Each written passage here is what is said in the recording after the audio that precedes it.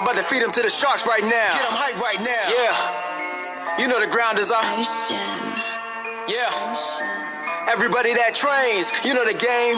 Yeah. So let's get it. Slap it up, bump it, and roll. Hey. Yeah, that's the way that it go.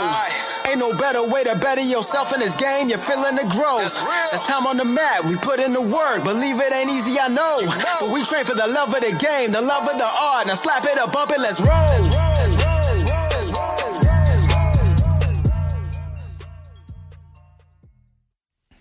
Welcome to episode 112 of the BJJ Campaign podcast. My name's Jeff Boone. I'm an A3 purple belt, one stripe. Phil Coors, A2, purple belt, one stripe. You thought about that for a second, Phil? I got a weird text message.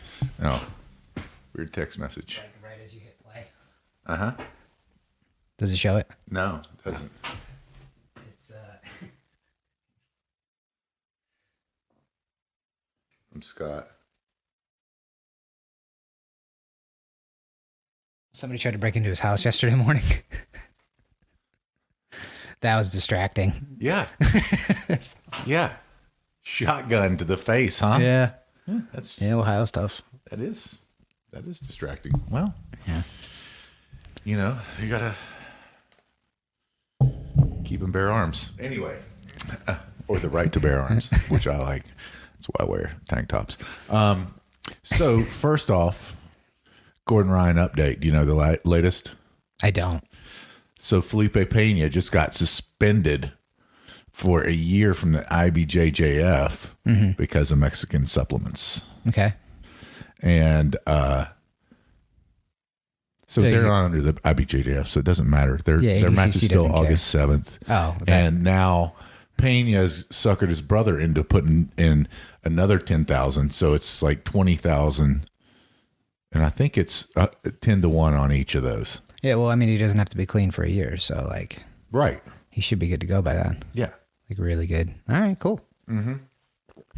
So I feel like you got to be like just way overdoing it to get caught by the IBJJF. Like I feel like they don't care. Yeah.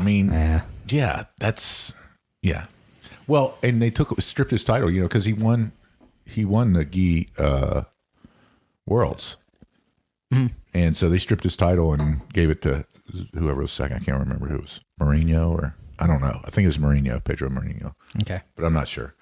But yeah, I feel like you got to be pretty. I mean, he might have just been putting it in his ass there, the old needle in his ass there, right at the weigh-in table. Yeah, right. So anyway, no, I didn't hear about that, but not surprising. Yeah. And then who's next? We're down to the finals. Great match. I can't remember the 10th Planet guy's name. It's really good. Big guy, 200 pounds. This guy moves like he's, 140. I mean, he's really good. And he beat, what's his name? Andrew Tackett. So Andrew Tackett, this was the semifinals on it. Him and Tackett. And then the other semis was Isaac, who trains with B Team under Craig Jones, who won the no-gi world championships at brown belt. And then Brazilian kid, I can't remember his name, but good match there. Isaac finished him with a heel hook in like 10 minutes. But the match between Tackett and, I wish I remembered his name. He's really good. Was an hour and like 35 minutes. Wow. Isn't that crazy? It's a long time. Yeah, man. And they both look good. Like afterwards, I can't even imagine that. That's insanity. Hour 35. But was bummed to see Andrew Tackett lose. He was doing good. He's won all the challenges and stuff on there, and he's doing really well in the competition, and beat the big guy, Dan Manasu, the jiu-jitsu giant on Instagram, I think is his name, but he's in ADCC this year as well. Nice. So you haven't watched any of it? No. It's pretty good. It's pretty funny. Craig Jones wore a t-shirt that said Tim Spriggs is a bitch. Trying to get Spriggs. Spriggs just won't sign the contract to fight him. He's already lost to him twice. Yeah. So who knows? Says he wants Gordon Ryan. We'll see how much smoke he wants there. Yeah. I don't know. He won the other thing when Gordon wasn't there, so. Yeah, I feel no, like he he might came as well. up through the tournament, and Yeah, he might as well take his time and try to get the good one and see if something happens. yeah, I mean, I don't know. I mean, what do you? He's probably gonna lose to both of them, so you might as well get the one with the bigger name. Oh, right. Yeah. That's exactly his play. Yeah. I don't know. Good luck. And this whole thing with WNX, you know, it's so funny because Craig Jones is rolling and training with his guys all the time, and Tim Spriggs is not. I think that's weird. Like, is Tim Spriggs training at all? I mean, if he's down there, is he training? I guess. Secret stuff. You can't have it on camera. No, it's because they were training at the B team headquarters. So Craig Jones had the security cameras on him the whole time. A little tomfoolery. Yeah, he probably won't let him know what he's working on. Yeah, who knows? Who knows? What else? What have you been working on lately, Philly? Guard retention. Yeah, how's that going? Not good. No, It's hard. And my guard sucks. open guard too. Just all of them. Any of them. Pick one, they suck. Yeah. No, John's been going over all that stuff in the morning classes, and that's been good for me because that's easily like my worst. I think. I always consider myself losing if I'm on my back, so yeah, just playing with that stuff, trying to force it and trying to make myself recover a lot and do something other than the butterfly or like push pull sweep. I know those are so good though. Yeah, those are always my go-tos, but like Same here. Anytime they kind of deal with that, I'm in a lot of trouble, and I have no like next step really. It's pretty fun too. That whole guard retention. I feel like, I don't know. I feel like it's the right time for it now. Do you know what I mean? Like before, I don't know. Yeah. Man, I always like when he would show like they have the feet on the hips and just like throw the feet to the side and then like the back leg hooks inside the knee. Yeah. And kind of get dragged side to side. And I've been doing that for like 4 or 5 years. Yes. And I just like never focused on it. And I'm really bad at it. Like if somebody goes fast, I'm like, you have to slow down. Like, you can't do it that fast. You can't actually do it like you're going to pass. You can't pass my guard right now because it's my turn to learn. So, yeah, I don't know why. And I've like looked into a lot of guard stuff. I don't know why it's never clicked that like that's really important. I should figure that out. And Yeah. like that should be like that reaction should be much faster. I feel like in the last 6 Should be a reaction. It's not a reaction. That's the point. Yes, actually. yes, But I'm you just have realizing to it's think not a about it. reaction. Yeah, that's not a good thing. Yeah. I feel like in the last 6 months, it's become a reaction for me. You know, which is good.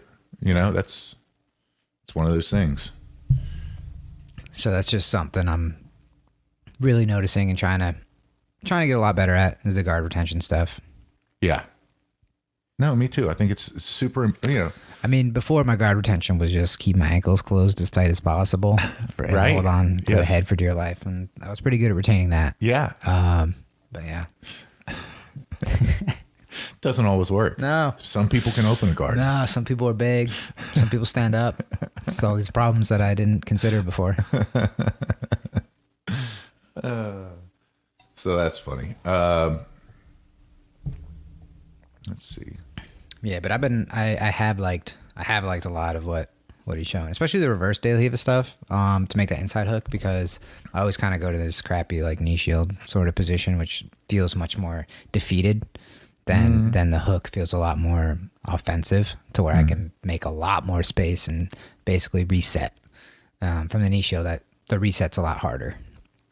No, agreed. I'm a lot deeper. I'm a Yeah. lot more accepting of it, and I don't like to be in half guard really. So it's been important to me to try to work on that stuff. And I do like to be in half guard, but kind of recently I've noticed that there's a lot of people that are good at passing half guard.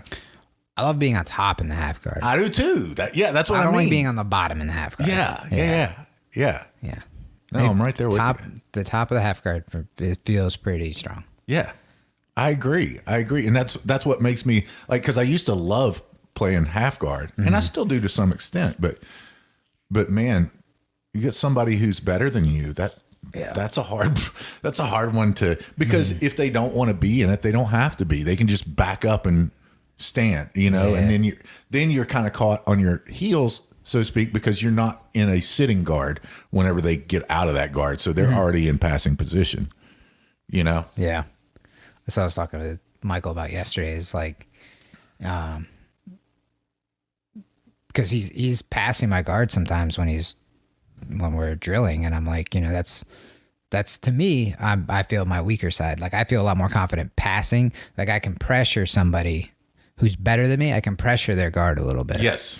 But like if you're better than me, I can put no like off balancing, no sweeping pressure from the bottom. Like I can't do it. So it's just like, it's a matter of not much time before they're gonna pass. Yeah.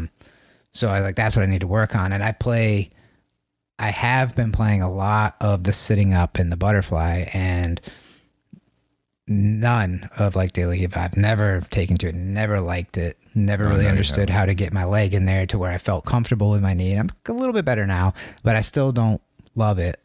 And so it's like, if they get past that seated butterfly situation and can either run around like Toriandoing or get in close enough that like once I'm supined, it's bad. And I have no, like if I can, and like even with the X guard, it's like I have to be significantly better than the person to get into the X guard.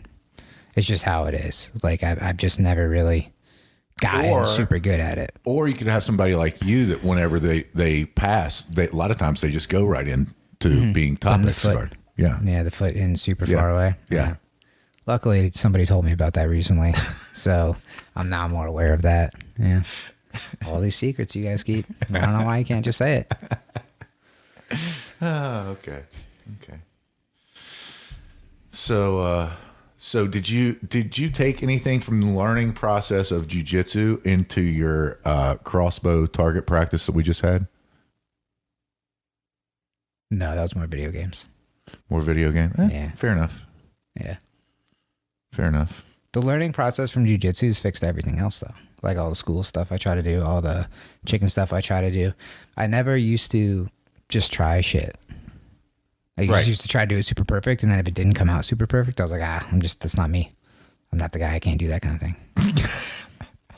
Which was just a lot of shit. It's everything, right? Like, because what are you good at? Maybe not much. Nothing. Twiddling your thumbs. Maybe you're good at that. Yeah. So anything I ever tried to do, I was like, nah, I can't do that. Like, I'm not the guy who's good at that.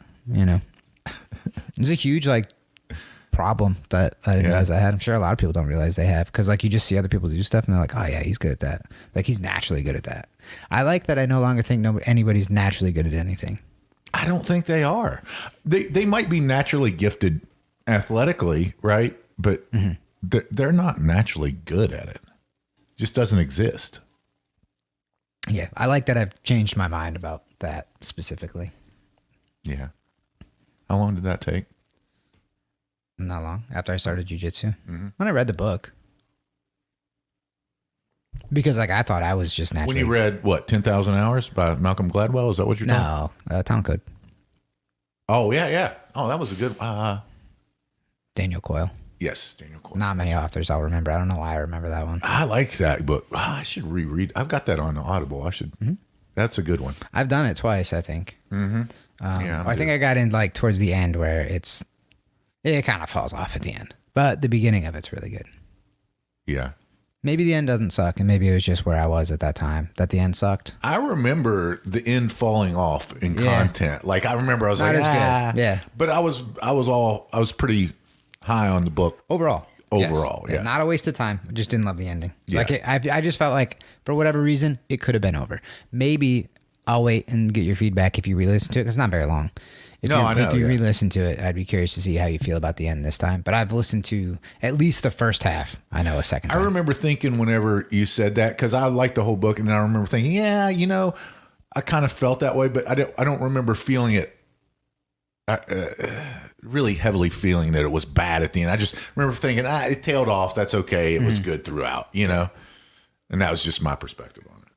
Yeah, definitely one of the more impactful books I've ever listened to, though. Yeah. Oh, Another reason going back to watching WNX is that Jocko narrates in it. Oh yeah. Yeah. Nice. He's like, the rules are no time limit, submission only. The only way you're getting out of there is if you tap. So that's. You still listen to his podcast? No, I haven't listened to. I haven't listened to it much either. It's just I got so many, man. Yeah. I got so many. Yeah.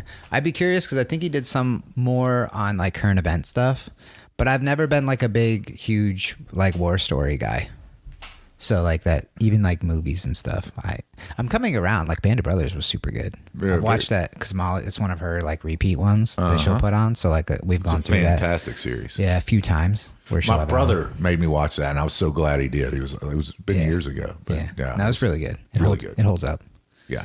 Oh, does it? Yeah. To the test. I was going to say it's been. Yeah, years. no, there's some movies like that just like aren't so good. Yeah. That I've rewatched. It is in the 40s, so. Yeah. That one. I mean, it should hold up. That one held to up the test of time. Yeah. They weren't like putting cell phones or anything, old Yeah. flip phones on I it. tried to rewatch The Wire, and I was like, ugh, Oh, it was bad. couldn't do it. Yeah. It's just weird, I guess, because like they're all in there with desks and just file folders. Like it was right before computers. Mm-hmm. So it's just like they have cell phones and stuff, but just not like the rest of it. It was like, eh. Yeah. But when I first watched that show, it was awesome. Yeah, that was a very popular series. But anyway, no, I haven't listened to much of his podcast, but I guess he's done some current event stuff. But he kind of stopped talking about jiu-jitsu a lot, and some that I had listened to. And then he made that other jiu-jitsu one, and then I haven't seen him update that one in a long time. Which one? Grounded. There's only like 6 episodes or something. Oh, like yeah, that. yeah. I forgot about that one. Yeah, it was super good, but Yeah. he only did a handful. And then he's just got, obviously, 1,000 I things think, going on. he saw the competition in the market, and BJJ Yeah. Campaign was on top of it. So Yeah. he was like, They got it covered. They got it these covered. guys, they're on episode 112 now. Let's give them something. Smart. Yeah. Smart.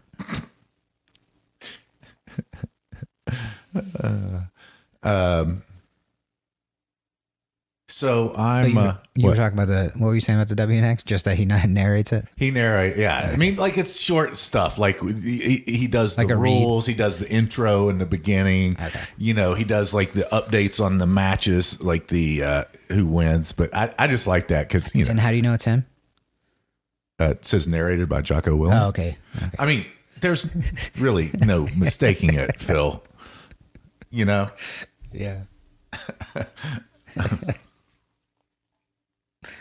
And I love Hollywood Mike. He's hilarious. Yeah, I still don't know who that is, but I'll take your word for it. Yeah. Yeah. One of the main hosts on Flow Grappling. Yeah, I don't watch much Flow. I only watch like if it's a big name and you're not also watching. Which Pretty rare. Rare. It's happened once, I think. all right. Yeah. Oh, it's funny. So this past weekend, I was at my just kind of get together with my nephew and his new fiance, and Willie. Oh shit, I can't remember Willie's last name. It's a weird last name, but he's the assistant coach of the Michigan State Spartans, and he's a 4-time All-American. And I was watching some of his matches here lately, and like he beat all the best guys, and then was let down whenever he would go against somebody in like a weird bracket and then lose to him. It was so weird, like because he beat all the national champions of his time. So you just did whatever was like. It was so weird. I just level didn't of understand. competition kind of thing? Yeah, yeah, exactly. Yeah. But fantastic. Nice guy too. Really nice guy. But Where do you watch his matches? YouTube? yeah, we can watch them all on YouTube. So he wrestled at Missouri with Nick, and so and he's good friends with Ben Askren. So he came from Ben's house to come with us. But Does he do those camps with them and stuff? Oh, Like- yeah. Like Oh. Ben's got that camp in the school and stuff. oh yeah, for sure. It's He's for kids. Can 34-year-olds show up? I don't know, maybe. If I shave, I think I would get in. You can pass. You can pass. You got to pluck a few of those gray hairs that are coming in now. Yeah, probably. Yeah. That would be hilarious. There you go. But we didn't talk too much about wrestling, but I'm not going to leave that alone whenever you're with somebody who's at high level, to kind of get the advice from it. And, it's funny because he says the same thing that's so important in the mentality of jiu-jitsu, in that he's like, man, whenever it's drilling, right? We're treating 80% of practice as drilling, right? Even though it's live, there's something specific in mind, which I thought was very interesting, because I think that that's the most beneficial part of jiu-jitsu training, is specific training. Mm-hmm. And so I just thought that was interesting. And I, you have to ask, hey, do you ever, have that Dan Gable mindset, which is, Dan Gable was like, I'm going to obliterate everyone in this training room. Mm-hmm. He was never that guy who was going to give an inch. But not really. I mean, I don't know. I don't know if that's an old fashioned mentality. I don't know if it's the right mentality. I don't know if it's different from wrestling to jiu-jitsu, but I don't feel like there's that much different about how you should approach it to get better.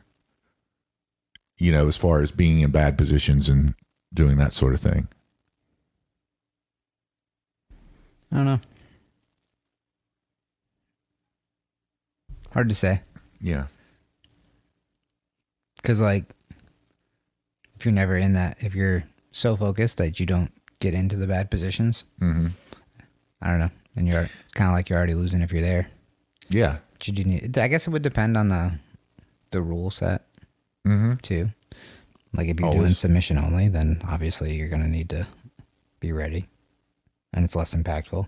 If you're dealing with 4 or 5 minutes and you can't, if you get into that position, you've basically lost anyway, then what's the point? Right. Yeah. I don't know.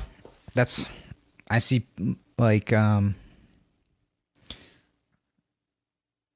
I guess it depends what you mean, because there's specific training where, you start in a triangle or start in an armbar or something. And you're expected to lose, yeah. And then there's doing that, and then there's doing, there's a lot of times when I'm training with people where they'll go all the way to the mount or something, and then I start, playing with the line of, now I'm going to ramp up my effort level from this position, where there's other people who I train with where I don't ever get an inch ever. And they're better than me. So, here we are. But that is specific training, right? Whenever you're, That's what I'm saying, but I don't know if that is the best way to do it or not. I don't know. But do you feel like your mounts, a place where you need improvement? Your mount escapes? Sure. Then it is. But going back to, what's your goal? If I don't know if would be this as beneficial for me winning right now as making sure I never get into that spot. Or better than to get into that spot, but when the failure happens, right? It's more apparent now than ever that there's a lot of places that you don't want to be, right? You don't want to be in side control. I don't necessarily find mount that, I don't mind being mounted. You know what I mean? I feel like I'm comfortable there defending. Not that I'm not going to get submitted, but I just feel comfortable there. I feel more comfortable there than in side control. When somebody really good has me in side control, I feel like that's a worse position for me. Mm-hmm. And I've been working on it a lot. We've been working on it a lot as a team. So, Mm-hmm. So I think, wherever you're least comfortable with defending, that's probably where you should be. Yeah, and I'm not saying either one of them is a waste of time or anything. I'm just saying I don't know what the best strategy would be for if my plan was to go in and win a tournament now. What would be the best use of my time? It's always the same thing. Get on top, stay on top for you. Right. But I mean, yeah. If you're just a general strategy, is the specific training working out of the bad positions kind of a waste? Maybe. Depends on the rule set too. Yeah. Right. You got an overtime rule set where you're going to spend a lot of time in those positions, then you got to train them. Mm-hmm. So I saw that Glover Teixeira is coming for a seminar at Triumph Fight Academy down there. It's Where Triumph. Vernon Kirk. It used to be. I can't remember what it used to be. This is where I went to that Lucas Lepre seminar. Oh, okay. Vernon, Ari, I can't remember. They're now affiliated with Pedigo, Heath Pedigo, the Pedigo Submission Grappling, PSG. But yeah, Glover Teixeira is coming there in a couple months. Is he known for jiu-jitsu? Very much so. Yeah, He's a UFC guy, right? I think. Yeah, well, he was the former champion before. What's his name? Ben Askren. No, not at all. Weird. Not at all. Yuri, just beat him. Heavyweight or light light heavyweight. Yeah. Yeah, light heavyweight. But it's interesting because Glover Teixeira was like trying to get 8 years. He lost a business. He's 43. I mean, in 8 years he lost trying to get a visa from Brazil into the States. That's what they were talking. Tim Kennedy and Joe Rogan were just talking about him. That's why his name's in my head. Yeah, like he couldn't come over here for a long time. Yeah, but he was like early days, like in '90, he was like a purple belt that they all. So he went to California, and everybody wanted to train with Glover Teixeira because he was one of the few, other than obviously the Gracies. But the Gracies were like, I guess it was 89, 90 whenever Horian came. But Glover Teixeira was one of those guys that they really sought out because he was a really good purple belt. He's been super young. He's only 43? That's 30 years. Yeah, so he's like 17, Yeah. 18. That's crazy. Yeah. Yeah, so. Or maybe he said 95. Maybe he said 95. Probably. Yeah, I think that's what he said. 95, 96 is what Tim Kennedy said on that. But yeah, that was. That's interesting. I'm glad he's coming. He's got a lot of real. I mean, I think he's what now, a 3rd or 4th degree black belt now. Has his own place. You gonna go to it? Do you think? No, I don't think so. Let down after all this conversation. Yeah, I thought that was the build up. You know, there's only so much that can go in the head right now. What else is going in the head? Well, I'm preparing for my trip with Austin to Austin for training with the Renzo Gracie Academy in Austin, Texas, also the home of New Wave Jiu-Jitsu, for the month of October. It's a long time. So, yeah. Yeah, and so, you know, that's going to be fun. Be a nice, fun adventure. You know, who knows? Maybe I'll pass Joe Rogan. To make a guest appearance on the podcast. Possibly. I'll be in Austin, so you just figure it out.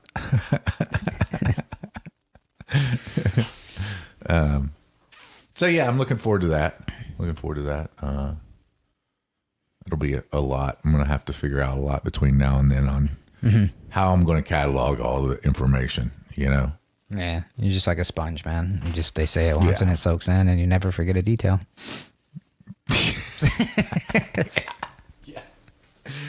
Yeah. I don't know. Half of me would say write all that shit down. The other half is just go fucking have fun. Well, I mean, Phil, you know, you could come too. I have chickens I'm responsible for. All right. Well, you know, I have to see. But yeah, I don't know. Cause I think even at Origin last year, I only wrote down stuff that was what I want to write down. Anything Laborio said, that's what I wrote down. That stuff, all of it. But Pete showed, what did he show? A pass or something that you really liked? I still got a video and notes on that. That whole series I'm was a lot good. better at note taking now too, because I've learned that you can put the notes in and share notes with people. Yes. I've come a long way with that. Yeah. I don't ever use it for anything really important, but I've come a long way with it. Yeah. So yeah, just a handful of I don't know, probably like 3 things last year that like I really liked that guillotine thing. I liked one of the mount escapes that. That's weird they didn't call it the Philippine. Yeah, well, it's really only taken off the last couple months. The mount escape that the deco showed, where you kind of frame away, was neat. I've used some aspects of that sometimes. I feel like I don't remember the exact thing he did, but it was basically just bridge and push the armpit. So I do that kind of thing sometimes. I like that. What showed that cool armbar from the back too? I kind of forget that one. Well, John did it the other day. John showed it in class the other day. Okay. It was fundamentals on Monday night. The knee cut pass, or like how to cut over the knee from the knee shield. I really liked that, and he changed a lot of my standing passing just by like gripping the pants much more and not letting go. Because I feel like I would like make a grip and try to do something like go, and he kept it, and so I've played with that stuff a lot.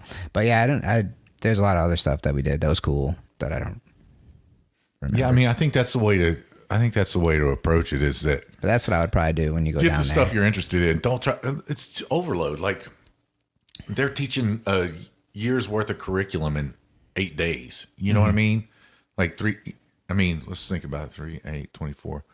That's, if you go maybe 6 months worth of curriculum, which that's probably the turnover time for an entire curriculum. So you can't really absorb it. You just hope to get plenty of practice time with it, be able to, all that stuff. Whenever we were doing it, I was trying to implement the stuff that I really liked right away, or defend it. So, cause many other people were doing the same thing. But yeah, so we'll see. I'm sure it's going to be systematized, obviously whatever they're doing. So whatever they're doing I think they do it on a monthly basis, which is kind of the basis behind my decision of that amount of time to like really explore whatever it is that they're doing. So we'll see. It'll be fun. Yeah. Can't wait. Planning stages already. So Philly, what's the new news we've got in rash guards for regular size people? Yeah, for the weirdos who don't fit in the mediums. Yeah. Did you get large and extra large? Large and extra large. Okay. Rash guard, the most comfortable rash guard in the world. Thanks. Shout out James Clearman. Thank you very much for that. You can Venmo Jeff. They can just Venmo you. Was it $250 for a rash guard? $250? Yeah. Limited edition. I think it's $40. I think we charge $40, don't we? Yeah. Including shipping. I think. I don't know. Sounds good with inflation. Who knows? We haven't changed our prices. 45 now. We have not changed our prices. It's not 40 since anymore. Inflation. Yeah. Yep. Yeah. So let us know if you want one of those. Cost me $7 to drive to the post office. Yeah. All right. Anything else, Billy? Nah, I think we're good. All right. See you next time. All right. If you're not out there doing something to be better each and every day, get out there and do it. Phil and I chose jiu-jitsu. We hope you do too. I'm about to feed him to the sharks right now. Get him hype right now. Yeah. You know the ground is up. Yeah. Everybody that trains, you know the game. Yeah. So let's get it. Slap it up, bump it, and roll. Yeah, that's the way that it goes. Ain't no better way to better yourself in this game. You're feeling the growth. That's time on the mat. We put in the work. Believe it ain't easy, I know. But we train for the love of the game, the love of the art. Now slap it up, bump it, let's roll.